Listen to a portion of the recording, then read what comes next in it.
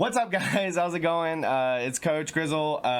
Once again, I said I apologize for not being back last week. Was doing a wrestling tournament so to promote our local youth in our area. I know how hard it is to promote youth programs, and like I said before I knew it was muted, basically this is where we gotta start. We have to start with our youth programs. We need to make sure that we teach them well, we teach them positively, because they're the future. They're really going to excel in the game even more. They're probably going to take the game to even more heights, and that's just where it all starts. We want to be able to bridge the gap. The late Kobe Bryant could probably say the same thing about him and his coaching and coaching his daughter and his daughters, I should say, to the point where we really need to make that a big thing. So I mean, it is all about the youth. I was a coach. I still am a coach at heart. I always want to critique people all the time, seems like, when it comes to coaching. I don't know everything, but I try my best and I try to help as much as possible. And that's why I love helping youth programs and everything else in my area. And I know another guy that could probably agree with me. Now I think we're ready. Now I believe we're ready. But that is Allan Jr. from 24/7 Sports. He's here to talk the Super Bowl with me. Should be a good time. And what's going on, Allan? Welcome to the show. Hey, man. I appreciate you having me, buddy. Yeah, man. So what's going on? So let's dive into a little bit of that Pro Bowl. So did you watch any of that Pro Bowl at all? Not a whole lot. I mean, I watched a little bit of it. Obviously, the tragedy with Kobe Bryant, happened like 30 minutes before it. So, it was so sad. And, seeing the tributes and everything that they had for him during it was nice. And, I mean, I was in and out. I certainly caught something. I got you. Me as well. I watched a little bit of it. I kind of tuned in a little bit, kind of late, honestly. I'm not one of those guys that just totally hates on the Pro Bowl. I think that it's kind of one of those games that, like, you never see these guys play together. So, I get it. They're joking around. They're having a good time. That's why I like the skills competition. The skills competition, I like that they added all these new things because, one, it's for the fans. It's not so much for them. I get it. It's like a day off or like a week off or whatever for them. But, it's definitely for the fans, and it's definitely for the kids that come out and just want to see their favorite player. And they may live in that area of Orlando and want to see their certain player that's there. So I know as a Falcons fan, I would have liked to see Grady Jarrett and Austin Hooper. Austin Hooper once again got his second Pro Bowl in the last 4 or 5 years. So, and I think he was just like a late addition again, but still, it's like one of those things where it's like, even as a fan, I wanted to be able to see my guys out there playing. So I've always enjoyed it. It's not a big game, but yeah, we can't really stress it enough. We're now almost a week after the passing.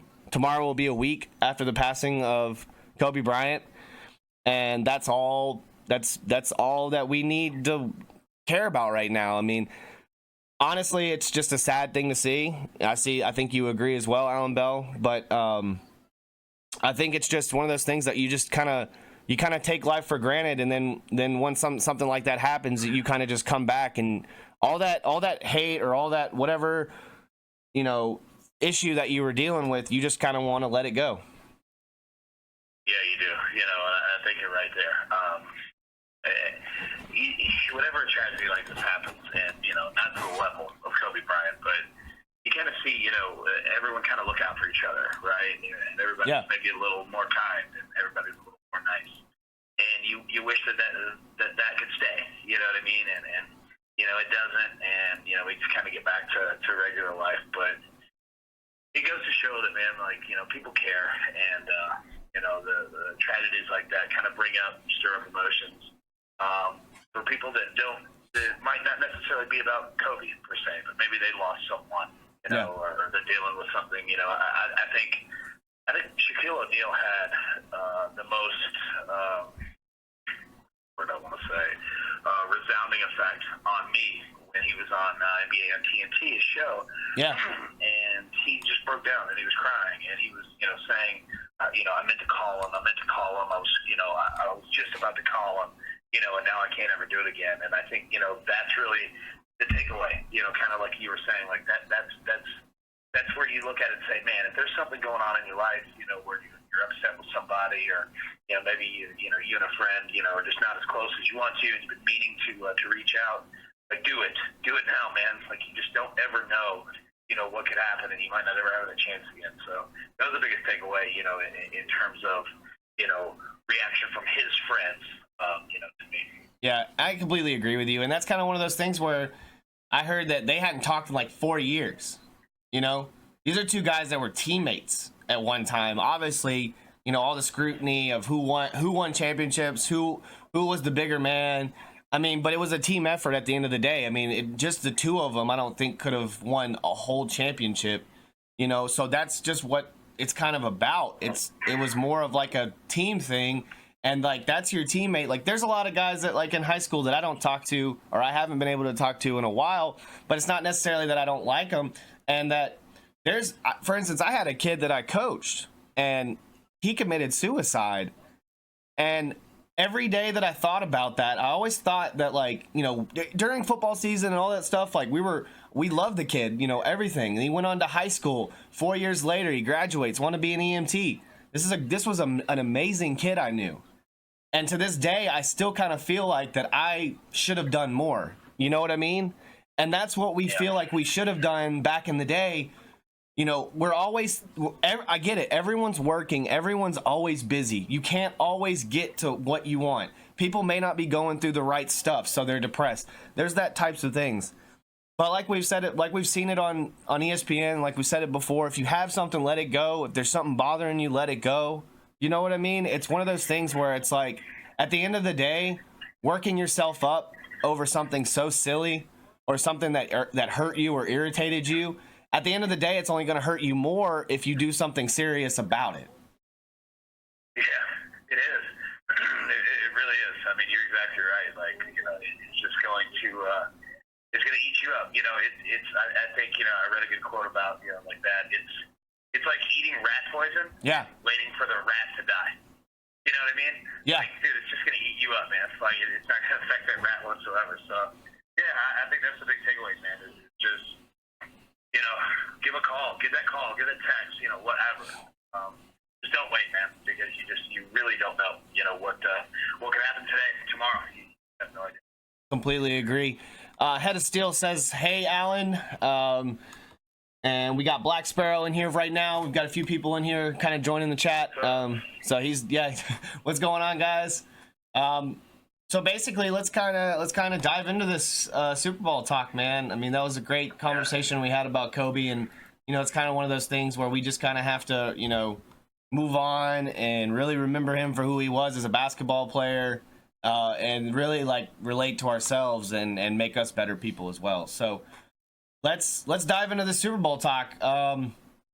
So, I mean, did we expect? I mean, was this something at the beginning of the year? Do you think that these two teams were destined to be right here where we're at? It's so hard to say because it's so hard to make a Super Bowl, right? Like, yeah. Take a look at last year. The 49ers won, 4 games? They won 4 games. Yeah. Right? And they're in the Super Bowl now, and the Chiefs, arguably they should have been in the Super Bowl last year. So what I love about it, and the reason I've, said that, is that, I love the paths that these two teams have come from. So, jump into the 49ers, right? They win, 4 games last year. Jimmy Garoppolo's hurt. You've got a young head coach. You've got a team that's built to win. But, they just had some injuries and different things, that obviously they had to work through. But they knew, internally that they were good. So they go to the other side. Look at the Kansas City Chiefs, okay? They get to the AFC Championship last year at home against the New England Patriots. A game they should have won, and they go to overtime. Obviously, we all know, the defensive penalty, that gave Brady, another shot, which he usually makes you pay for, and did. And you got a team in the Chiefs who said, you know what? We're not going to be sad. We're not going to be upset. Yeah. We're going to get, a couple of pieces that we have to get better on, specifically defense. And we're going to come back to this thing, and we're going to host it again, and we're going to win it. That's exactly what they did. So if you're a fan of any team out there, like, that's what I love about the NFL. Like, there's hope, man. Like, there's hope that you can get there. Obviously, you got to make the right move. You got to have a little bit of luck involved. You got to play well. But, you can do it, and that's what makes the NFL so great. So, yeah, I mean, we're going to have a great Super Bowl. We're going to have a quarterback winning his, first Super Bowl as a starter. on both sides, or on either side. We're gonna have a head coach winning his first Super Bowl on either side. So man, it's just gonna be phenomenal theatrics. Can't wait. So we got these two teams that feel like this are. It's been like over a decade, I believe, since Andy Reid's been in a Super Bowl. And Kyle Shanahan obviously was there, 4 weeks or 4 years before, 3 years before now. Thanks for bringing it up. No, I'm just playing. But Tom does it to me all the time in the show. It's okay. He always brings up 28-3, so it's all right. So basically, what I'm trying to figure out is there an advantage anyway right now just by the coaching side? But just because Andy Reid is this great offensive genius, and so seems like Kyle Shanahan, both of them have been to a Super Bowl at one time. Andy Reid was a head coach Shanahan was an offensive coordinator. But is there do you see some sort of an advantage when it comes to just being there before, going either way with each team? Well, I think in general, maybe, probably, look at last year between the Rams and Patriots, right? The Rams were the best offense that we've seen in a while, right? And they get to the Super Bowl, and they never crossed the 26-yard line. Belichick completely out-coached Sean McVay and, just kind of ran circles around him. And Belichick's done that before. Y'all remember the Malcolm Butler play, which is 5 years ago to this day when Malcolm Butler intercepted the pass off of the Seahawks at the goal line, right? Yeah. And that's against a coach, Pete Carroll, who's, experienced, who knew what he was doing. He's won Super Bowls, he's won national championships. Guy's been around. So, long story short, I think that there's certainly always something that experience helps with. But sometimes, man, it's nice to come in fresh. And somebody like Kyle Shanahan, I know that he was the OC, but you know what? That top and loss was not on him, man. Like, he did his part. You know what I mean? He wasn't the head coach. Wasn't Dan Quinn. He didn't control the defense. He put up points, man. Like, they had a lead, right? Yeah. So I think him knowing that and being in that game, but it being his first time as a head coach, I think that kind of helps because you don't have any pressure per se on you. You just kind of come in fresh. You're going to do what you do. Andy Reid, obviously, he's been there, with the Eagles, and he's been around the game, for a long time. And the experience helps. But is there any pressure on their side? Because Andy Reid's looking. I'm not saying the end of his career. He's certainly got years, he's going to coach left, but you just don't know when you're going to get back. Yeah. To answer your question, I think that there are takeaways, but it's not always a bad thing to come in, kind of, fresh, on fire, and just executing your game plan and not worrying about anything else. I completely agree with you. Tom and I talked yesterday about how much, you get paid when you win this game. The winner gets about, I believe he said he'd get about a little over $100,000, and then the loser gets $62,000.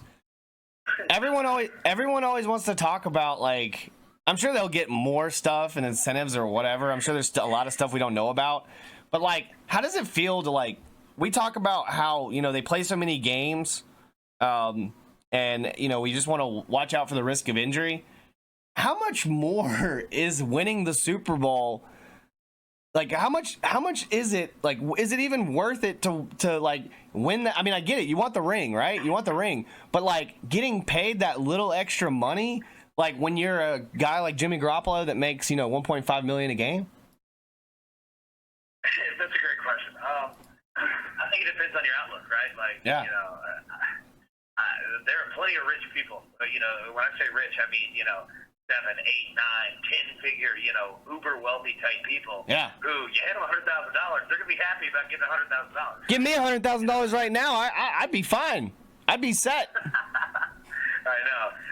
No, man. I mean, the money obviously is good, and they deserve it because you look at the NFL, what they're going to do tomorrow. They're charging $6.5 million per 30-second commercial. Like, there's a lot more money that goes into this game. So obviously, the players, deserve a cup, whether you win or whether you lose. But, it's the ring, man. And we were talking about this, in the office.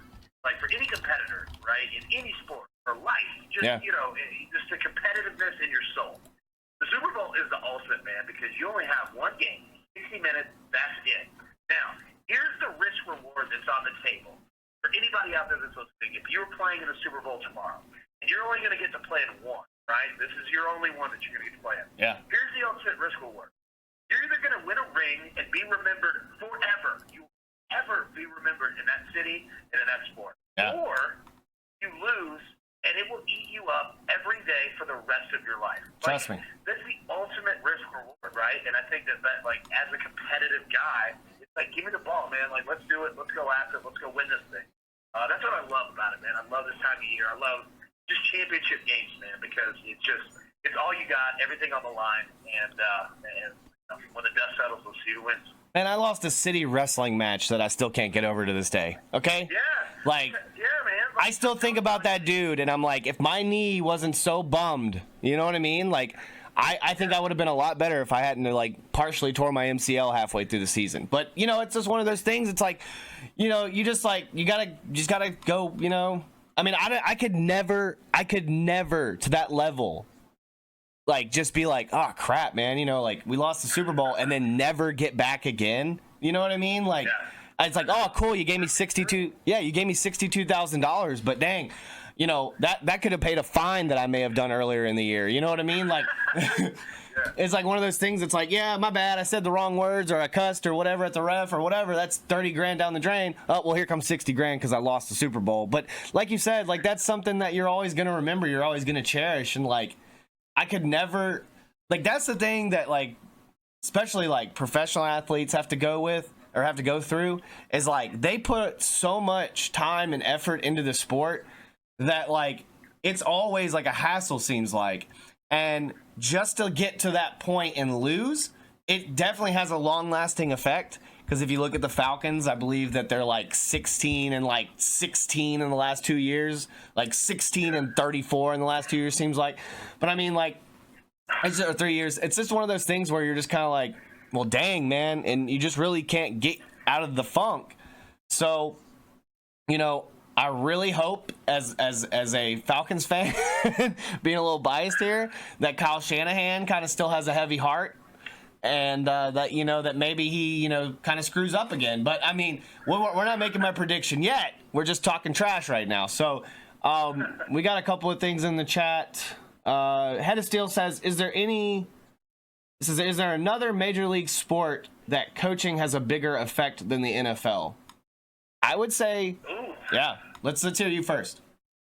Yeah, that's a great question. I think hockey. I think the NHL probably is the closest. With line changes, things like that. I mean, Major League Baseball, kind of, but not really. Major Baseball is kind of like more like pure sports. It's like individual talent in a way. Yeah. Yeah, it is. It's like a manager kind of, you kind of set your lineup, you let it go. You do your work beforehand, and then you might manage obviously the bullpen or something like that. But NBA, I think I kind of look at it, obviously it's more in-game detail than MLB. But yeah, I would say NHL is probably the closest, and it's different, but there's the coach is certainly involved, throughout the entire game. I completely agree. I think if you get the most out of your players, if you're a guy, now people can call themselves a player coach, or people can say that they're all about analytics, or they're old school. Like, I used to have a wrestling coach.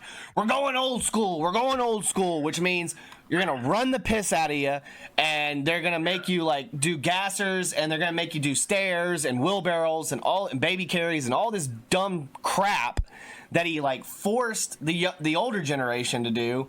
But of course, we're a softer, younger generation, so the whole time we're just like, screw you, coach, as we're running up the stairs.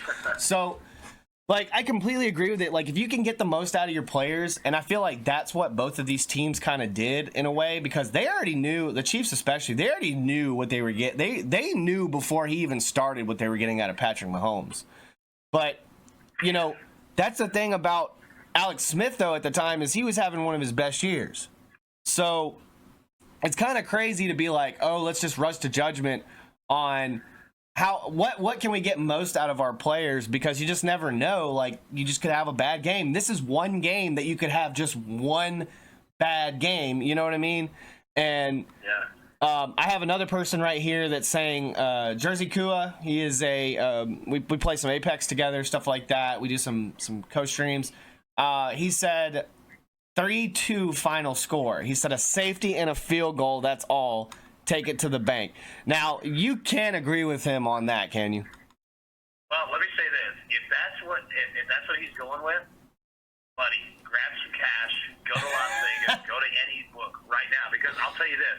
So last night, I was talking to some guys, some sportsbook guys out in Las Vegas, and a bettor came in and put $100 that the Chiefs would score exactly 4 points, and he put $100 that the 49ers would score exactly 4 points.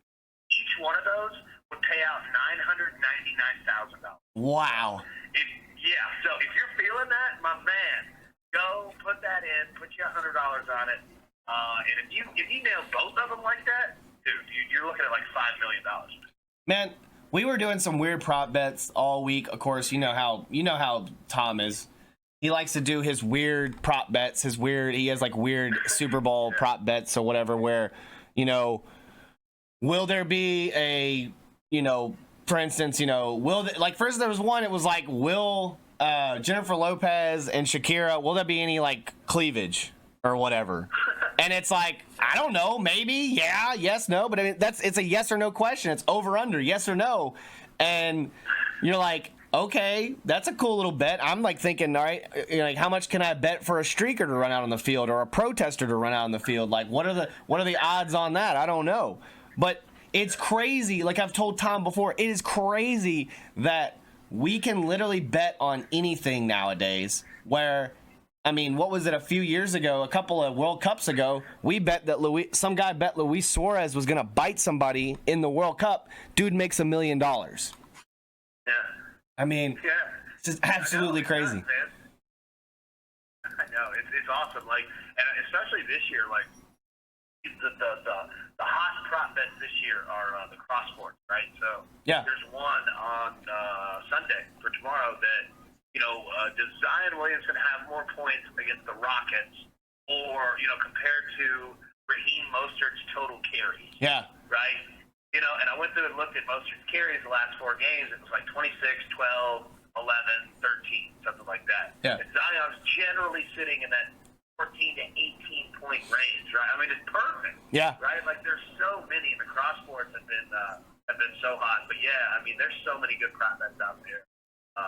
There's a lot of money on the table, man. Yeah, Zion Williamson, though, great to see him back, changing it up a little basketball talk, but great to see him back. Honestly, like I'm more like, that's the thing about me and Tom. That's the difference between me and him. He does not talk NBA, seems like, at all. And I love watching anything, pertaining to sports, seems like.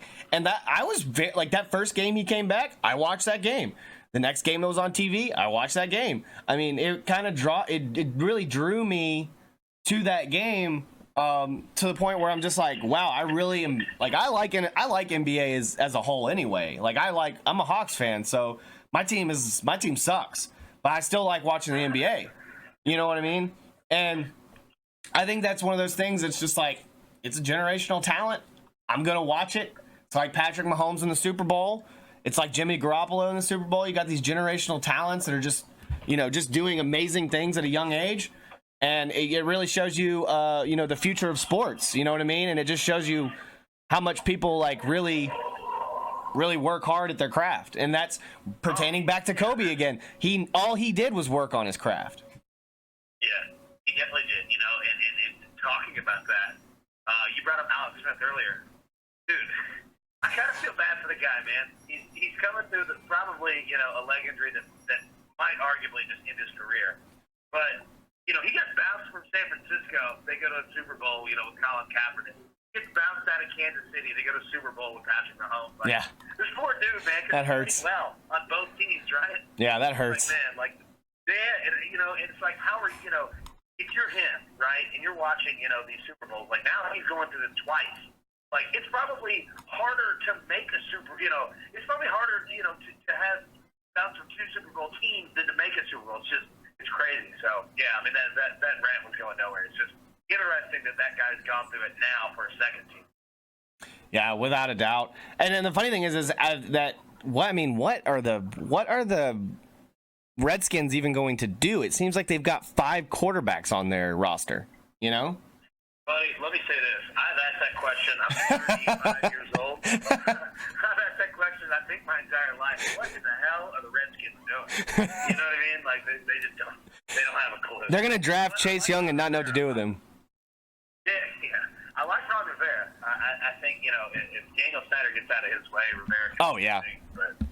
But again, you know, Daniel Snyder doesn't really show that he's going to get out of anybody's.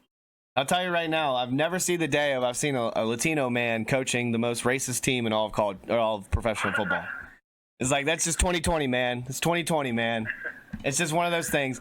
I mean, we can joke about it all you want. I don't think I could care less about the name. It's not my team. You know, it doesn't offend me, but I get it. It can be offensive in some ways, but I like to see him on that team. I feel like that, you know, I really feel like it wasn't his fault in Carolina. I feel like that at Carolina, they were just kind of, I think that just the draft picks weren't very, very good. I think that they just weren't handling their defense very well. Plus, Luke Kuechly retired, so it's like, you know, and then you have Davis that moved on to another team. I mean, so I think that's necessarily his fault that he got let go. I mean, you know, it's tough. Like, I mean, time just runs the school, especially in the NFL, man. Like, NFL truly does stand for not for long, right? And I think, you know, here in Nashville, you know, we saw it with Jeff Fisher, and before all the Rams 7-7, you know, 9-9, you know, 8-8, all those jokes, like, Jeff Fisher was winning games in Nashville, right? Like, I mean, he went to a Super Bowl the first year that no steal here, right? Like, I mean, he was winning games year after year after year, right? But, you know, your message kind of, you know, it gets old, right? Like, I mean, it's just, you just don't have a lot of time. I mean, Ron Rivera won Coach of the Year twice. Yeah. The Panthers took them to a Super Bowl, you know, and this was an expansion team. So, you know, he did some good things, but, you know, time is just, it's hard, man. It's hard to coach for somewhere for a long time. That's why it's kind of surprising that, you know, really last year we were looking at Bill Belichick and Jason Garrett. You know what I mean? Like, those are like the two, like, old heads, you know, at their team. And, you know, at least Belichick, you know, he's got, 6 rings to show for it. You know, Garrett has 0. He's got 6 claps to show for it. You know, 60 claps. So they were saying earlier about baseball. Let's see. So picking, they said,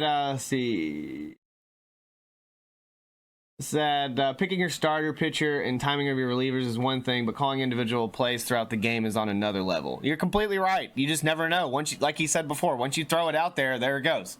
You know what I mean? You can do all the analytics. You can do all this stuff beforehand. Baseball, I think, in a way, you can't really critique it so much during the game like you can football.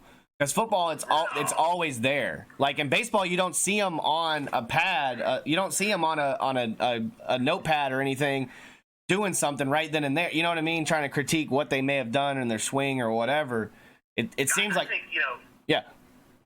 Yeah, no, I didn't mean to interrupt you. Like, very good. I think, you know, if you're looking in terms of baseball, you know, the person that has, you know, the most quote-unquote coaching, you know, in a game is probably the catcher, you know, or pitching coach, you know, whoever is, you know, kind of calling the pitches, you know, per at bat. I mean, that's where you're going to get it. But, you know, other than that, as for, you know, an actual manager, nah, man, like, you know, it's kind of set the lineup go. And, you know, once you get to the 7th inning, you know, you might have a, you know, substitute a batter, you know, obviously get to the pin, things like that. Yeah, I completely agree. Here's a bet for tomorrow. Will the annexation of Puerto Rico be called by either team tomorrow? Some Little Giants in there, man. Dude, man, that's such a great movie. Dude, yeah, you hit that. That's probably like 50,000 a rich man. You might make a good bit of money without a doubt. It said, Steele says, can any coach thrive in DC though? Probably not. Probably not. Well, that's the hard thing. So, all right, so look at the Redskins, right? Yeah. Like, dude, they're not a bad team. No, defensively they're amazing. Like, I know, that's what I'm saying, man. Like, you've got basically Nick Saban's all-star defense out there, right? Yeah. You know what I'm saying? Like, you've got that. You've got, you know, Adrian Peterson and what's his name, running back from LSU. I don't know how I can't remember his name right now. You've got Darius Guys. Yeah, Darius Guys, right? Yeah. So you've got 2 backs. You've got 16 quarterbacks, including, Dwayne Haskins, the young guy. You've got Terry McLaurin, like the young wide receiver. Like, you have got stars everywhere. Yeah. But you've got an owner and, their former president, Bruce Allen, who are just idiots. And they won't get out of the way. So I think somebody strong like Ron Rivera, like you could win there. And especially look at that division, the NFC East. You could win there quickly, man. Like, they could turn that thing around. Yeah, the NFC East just seems like every single year we want to like dog it, but it seems like it's like the most competitive in a way, because like everyone always talks about the South and how competitive they were for a few years, but it's like it seems like in those two divisions it's always, and especially in the AFC South too, you can see it too, where one team really propels themselves over the others. It's not kind of like the North that beats up each other on both ends of the ball, or it's not kind of like the West in a way where the NFC and the AFC West, you just never know who's going to come out of that. Yep, I completely agree. You're exactly right. So let's get back to our Super Bowl talk. Did he say something real quick? Jersey Kua says Dimes and Barkley 2020. Yeah, we'll see. The Redskins will win a title before the Bullets/Wizards will. Yeah, I mean that's probably. Yeah, see, sorry. So let's just go on so we can kind of finish this up. Obviously Kansas City is a 64% slight favorite over San Francisco. They're also a 1.5 point favorite. Obviously if you're into gambling, the over under is 54. I said that it was going to be like a 31-27 type game. I think it kind of will go over. I don't believe that it's going to be a 3-2 game. You know what I mean? I really don't think it's going to be one of those. But I said I think it was going to be a 31-27 type game. I think that they're obviously going to be able to score. It just depends on I think that we can say that the 49ers have a slight advantage defensively than the Kansas City Chiefs. But it's going to be 70, sunny, beautiful, seems like. So I mean, let's dive into your picks, man. So let's go. Yeah. So I think I'm gonna go 30-27 49ers. I think San Francisco. First off, I think it's good, like you said. I think it's gonna be a phenomenal game. I think it's gonna be terrific on both sides of the ball. Both teams, seemingly have a counterpunch to the greatness that the other team brings. Yeah. So I think we're gonna have a phenomenal Super Bowl. I'm gonna go 30-27. 49ers, I think that they're just better top to bottom, but Chiefs have the X factor, man. They've got Patrick Mahomes. Like, this guy can do things that no one else, in the quarterback position in the NFL really can. Besides guys like a Russell Wilson or Aaron Rodgers, or maybe a couple years ago. So that's why it's going to be tight, man. And I think we all hope for, if you're not a 49ers or Chiefs fan, I think we all hope for 2 minutes left in the game.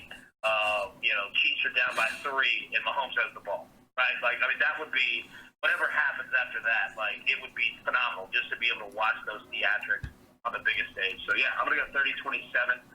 Side note, I went through and looked at the total points scored for both teams in the last 10 Super Bowls. Yeah. 50.4. The Super Bowls are generally very high scoring. Yeah. So, after last year's 13-3 debacle, expect a high scoring one. Does it go into overtime? Is this the second game is this the second Super Bowl ever that goes into overtime? No? No. But I don't think it goes into overtime. However, so this is the first Super Bowl in history where a tight end wins it. Kittle or Travis Kelce wins MVP.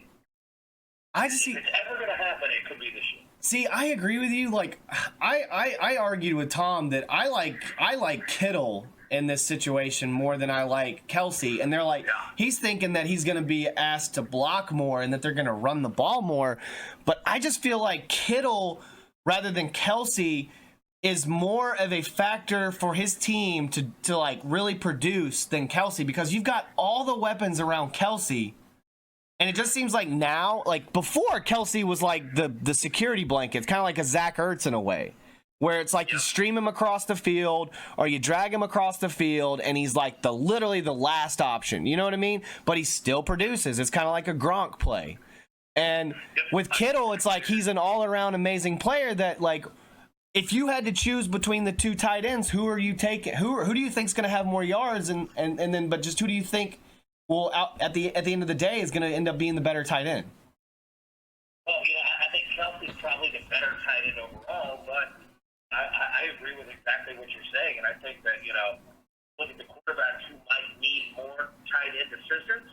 Probably Garoppolo. He's only thrown 200 yards the entire playoffs. Like, he might look to the tight end way more, as that security blanket, that check down, than Mahomes will with Kelsey. So I agree with you. Kelsey's probably the better tight end, which that is tight margin. But yeah, Kittle might be the more important tight end to his quarterback. Completely agree. So you heard it today. You heard it. This is the Super Bowl Talking Sports with Coach Web show going on right now with Allan Bell. He did pick 30-27 49ers. I did pick 31-27 Kansas City Chiefs. I will just say that right now. I believe the Chiefs are going to win. I just want, like you said, I don't have a dog in the fight either. And I just want to see a spectacle, because like this is like one Super Bowl. Like last year, I wasn't really a big fan. I'm not gonna lie. Like, it's the Patriots, whoop-de-doo, and that probably offended Steele. I'm sorry, Steele. He's a Patriots fan, but it was like one of those things. Like will this Super Bowl be a dud like last year? I don't see any way that he can. I just don't see how it happened. I mean, it certainly could, because both teams can play defense. Yeah. But I don't see us getting one of those, twice in a row. The historicals, the odds on that happening would be through the roof. Yeah, no, I completely agree with you, man. Man, Allan, I appreciate you coming by, dude. Sorry, I seem like I drag you along a lot of times on here, and I just appreciate you coming on and getting to talk with everybody. And Jersey Kua says Chiefs get the W. Steele just wants an entertaining affair would be great. I don't think he has a dog in the fight either, because he's a Patriots fan. And then Jersey says it's going to come down to the last 2 minutes. Clock management's going to play a big factor in the end. And you're completely right. Can Andy Reid be smart enough to... please don't be a Les Miles, Andy Reid. Don't be a Les Miles. Because we definitely don't want to see that. So, dude, sure. I greatly appreciate you coming by. You having me. Yeah, man. Yeah, appreciate you having me. Everybody, appreciate y'all. And, here's to a good game tomorrow. Yes, sir. Dude, you have a great rest of your day, okay, man? You too, buddy. All right, appreciate it. We'll talk to you Monday. Yep. See ya.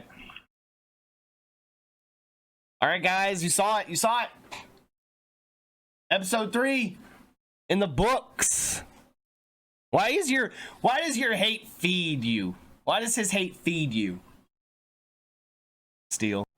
Are you just like one of those ones that like you get more powerful as you like get beat up? Like you just like you start like taking a pounding and you're just like